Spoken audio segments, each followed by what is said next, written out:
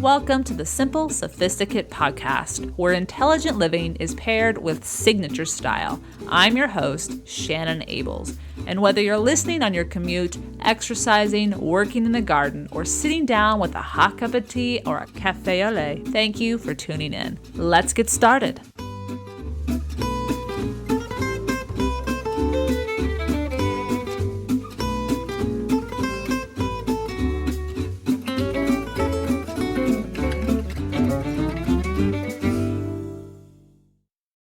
Welcome to the 34th episode of the SImple Sophisticate.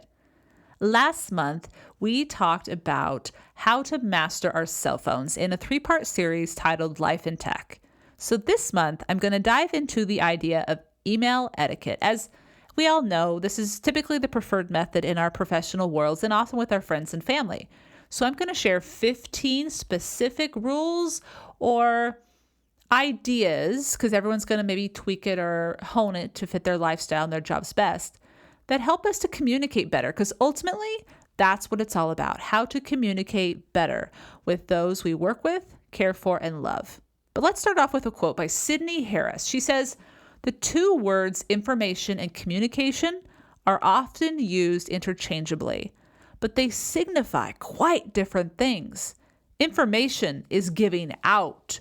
Communication is getting through." As someone who is thankful for the ability that email provides, it gives me obviously time to think about what I have to say. I can say it thoughtfully and in my own time. There are also many frustrations that come along with this method of communication, such as, did they receive the email or did it get lost in the junk folder? Was my tone interpreted correctly or did I offend them? And why haven't they responded? Will they respond? I don't think I'm alone in those questions. Maybe I am, but I don't think I'm alone in some of those questions, because it is a fantastic way to communicate. But there sometimes are hitches in this getup, I guess you could say. Many of these questions, though, can be solved by simply talking in person. But as we know, that is not always available to us due to either distance or time, and sometimes just simply out of respect for the recipient's time as well. However, many of these headaches can be eliminated with a few simple etiquette guides. Even though not everyone follows these rules, more and more people are learning and discovering how they can eliminate unnecessary angst or stress.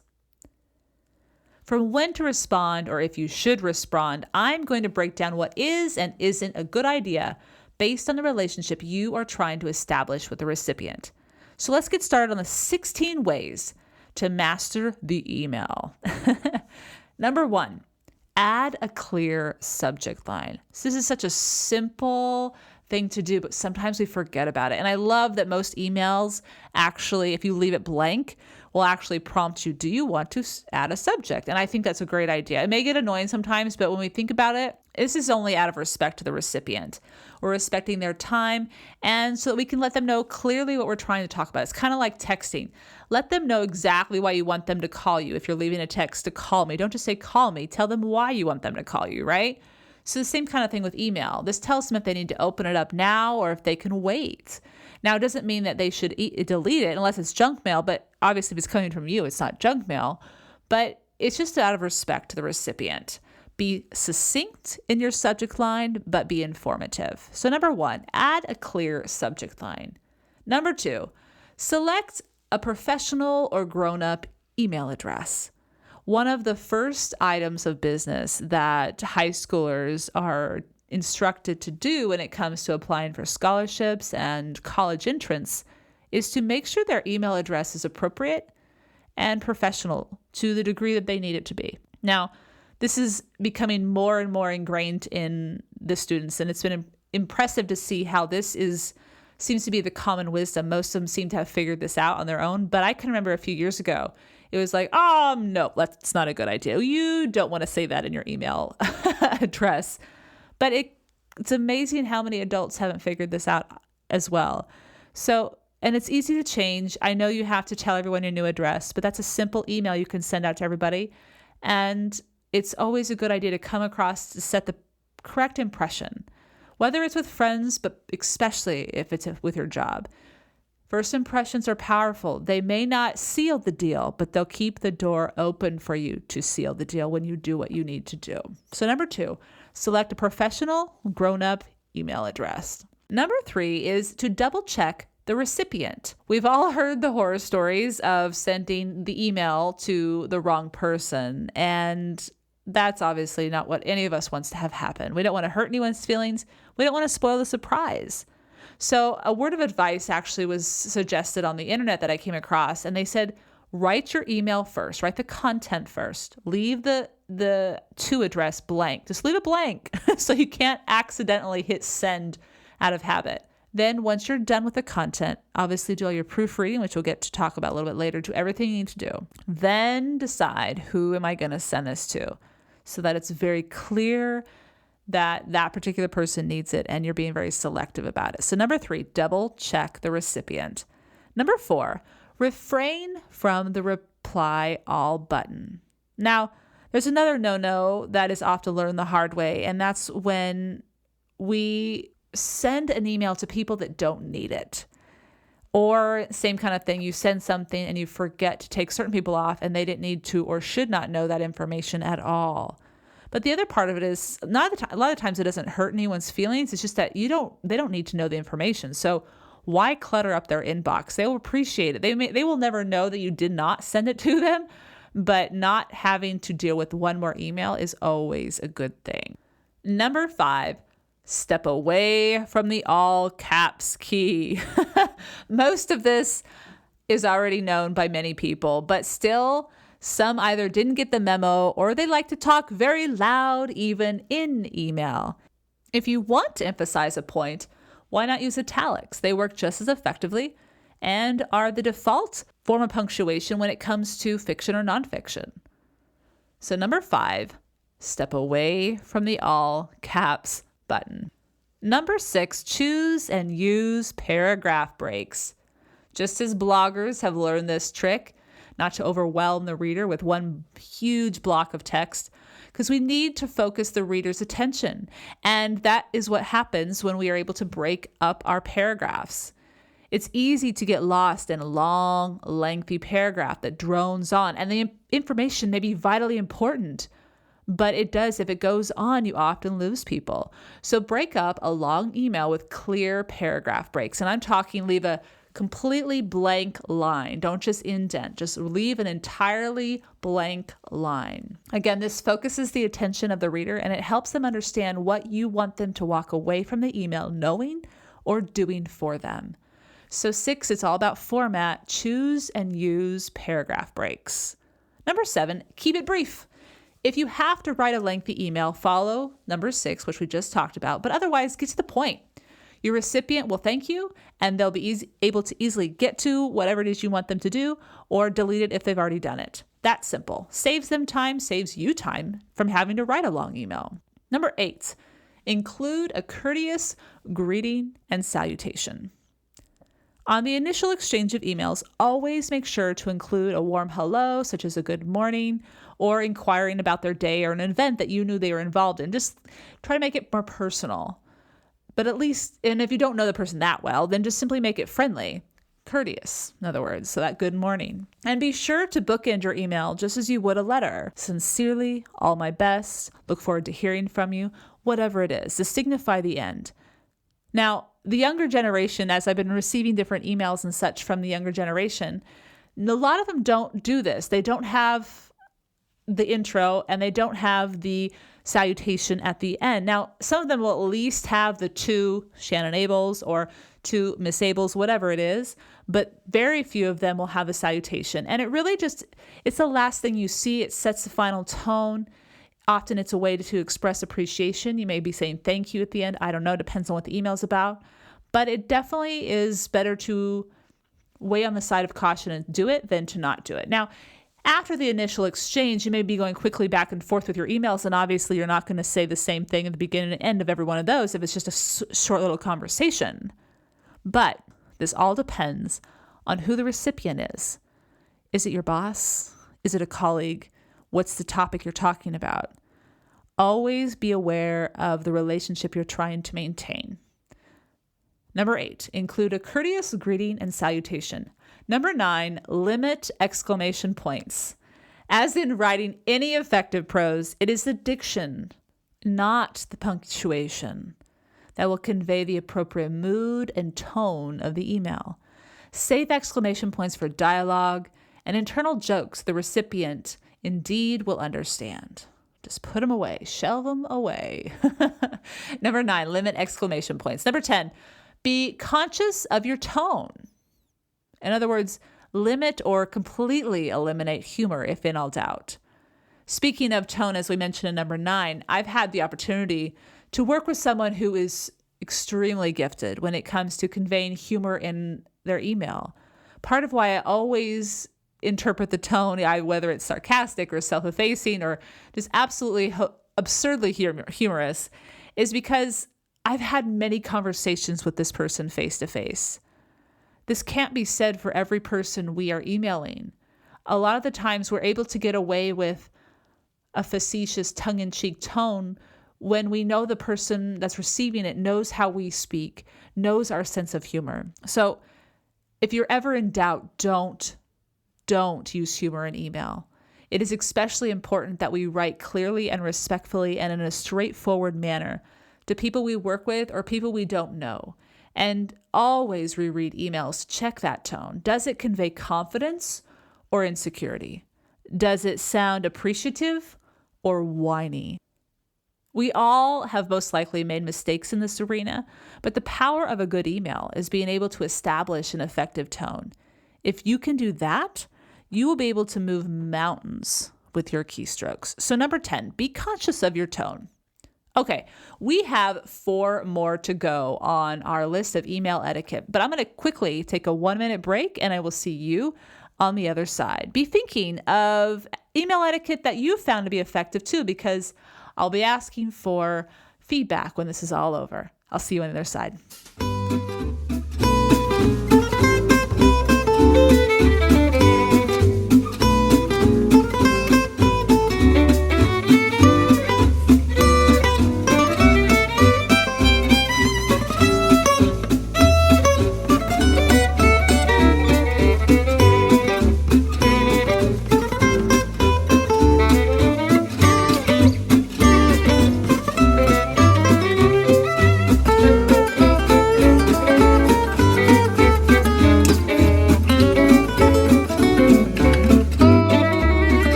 Welcome back. We have 5 more rules of email etiquette to get to, so we're going to get right into it. Number 11 is to use the blind carbon copy, or BCC, selectively. But use it. I think that's huge. So many of us forget to use it. It's there, but it's definitely a tool to be used. The BCC option is a handy selection to include people who don't need to respond, need to be privy to the conversation, or they need to remain private, meaning their email addresses need to remain private. Now, don't be afraid to use it, but don't abuse it by sharing information with others that should remain private between the 2 parties engaged in the focal conversation. So consider why it's there, but use it if you need to. I mean, it's a great tool, so definitely keep it in mind. But the key reason I like to use it is to protect the people's email addresses that still need to know the information but don't need to be involved in the conversation. So number 11, use BCC selectively. Number 12 is to indicate the receipt of something important. Really quickly, I want to start with a quote by George Bernard Shaw. The single biggest problem in communication is the illusion that it has taken place. Say someone has sent you an attachment that you've requested or a vital piece of information about a conversation, or you're simply trying to confirm a meeting time. Responding to let them know you've received it is professional and appreciated. Even if you simply respond with a simple thank you, lets them know that, hey, I've got it. Don't stress. It's in my hands. Go on about your day. Obviously, this isn't required, but it's A simple way to build relationships and to convey respect to the other party. Often offices or businesses have an automated response, which would work well also. For example, if you know you can't get to your email within an hour or within 24 hours, some people have policies that they respond within a day. If you know that's not going to happen, set up an automated response just to let the person who sent you an email know that you've received it. Because a lot of the times we just wonder, hey, did it get lost in the junk mail? Is it still lost out there in the internet somewhere?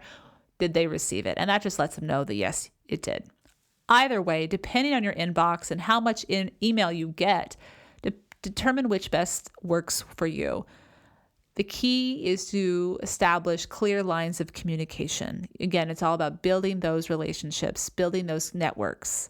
And when in doubt, always respond thank you, just indicating receipt of a document or an email, letting them know that their time is appreciated, their effort, their energy is appreciated. You can never go wrong with appreciation. So number 12, indicate receipt of important information. Number 13 is proofread. It goes without saying, even after I say this, I know I will have typos in future emails, but do your best to proofread. I know I do. And it is so hard sometimes to see those errors because you've written what you think you've said, you've seen what you think you've written, and you don't see the errors. I mean, sometimes it takes a second day to come back and read an email like, oh, you're right, I didn't include that word, or I totally misspelt that word. And I thought, but in your brain, you did it right. So don't beat yourself up about it, but definitely make an effort to proofread. Often the recipient will be gracious when they see an error occasionally, as they most likely have made the same mistake. But proper spelling and punctuation does send a strong message, and lack thereof can intimate lack of time, respect, or education. So type carefully. Number 13, proofread. Number 14, a thought about forwarding. Thankfully, many forwards that in the past have been considered spam have been reduced by friends and family members as they now use Facebook, Pinterest, or Twitter. But the key use for forwarding is to send someone information that they really do need without you having to retype it. As always, be considerate of the recipient's time and determine whether or not they really need the information. Otherwise, don't send it. Maybe it is a funny joke, but if in an email, sometimes it just doesn't come across. Have a good laugh together about it later. Especially the workplace, don't take that risk. Don't take that risk.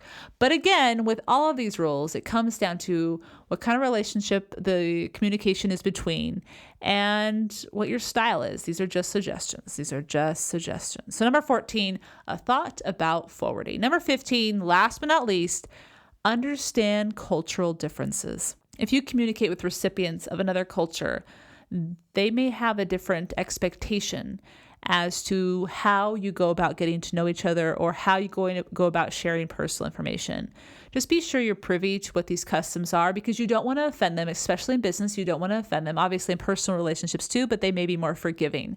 So with business contacts especially, try to do your homework in advance and ask around to see exactly how to communicate effectively and respectfully. So number 15 is understand cultural differences. As email has become a more common way to communicate at work and between family and friends, aside from our cell phones, how we write can either build or destroy relationships. While I have attempted to cover aspects that I have dealt with and deal with in my own experience, I would love to hear from you and discover what rules or etiquette you have found to be helpful as you effectively communicate online as well. Please do share in the comments on the blog. For today's show notes, for any of the quotes, for the transcript of today's podcast, simply go to the blog at www.thesimplyluxuriouslife.com/podcast34, and you'll find everything there. Thank you so much for tuning in to the second part in the 3-part series of Life and Tech. Next month, in May, I will cover the third and final Life and Tech series. Texting, that should be fun. I look forward to having you stop by. Now stay tuned for this week's Petit Plaisir. We're still talking tech, and I have a good one for you that won't break your budget. I'll see you on the other side.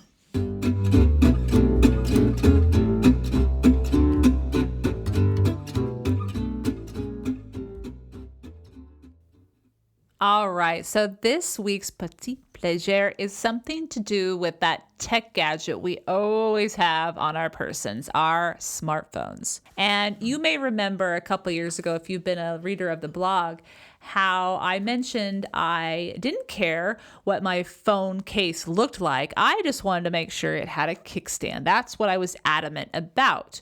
Well, that resulted in a great case that had a kickstand, but it wasn't that great looking, which I honestly didn't care. It was a year and a half that I had it, and it worked for me. It worked for me, but then the kickstand broke. Ugh, it was not that great. So anyway, with my recent update for my iPhone, I ended up getting the iPhone 6 after my phone just started getting very, very slow.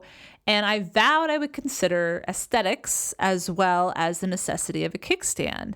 And I found what I was looking for, and I'm so excited to share.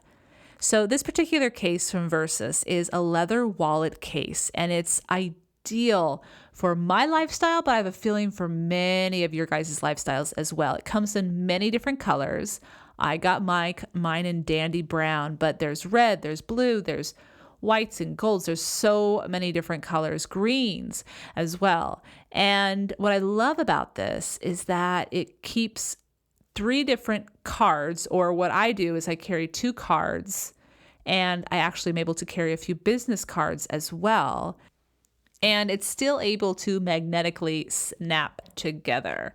And of course, it has the capability of turning into or having a kickstand to support itself. And it's simple. It's not something that's going to break off. It's so easy.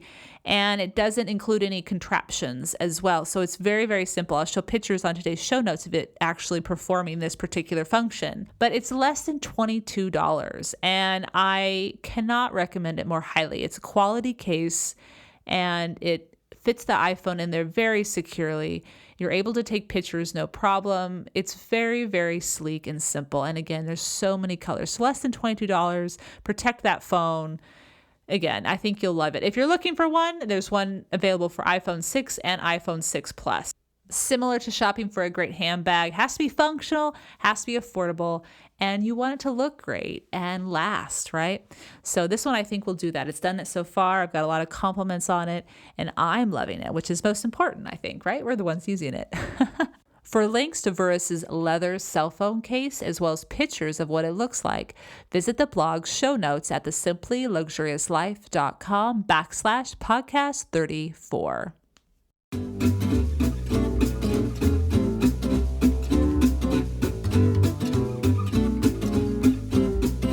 Thank you for tuning in to the Simple Sophisticate podcast, where intelligent living is paired with signature style. For more ideas and inspiration throughout the week, stop by the blog, thesimplyluxuriouslife.com, or pick up the book, Choosing the Simply Luxurious Life, A Modern Woman's Guide. Until next Monday, I'm your host, Shannon Ables. Bonjour!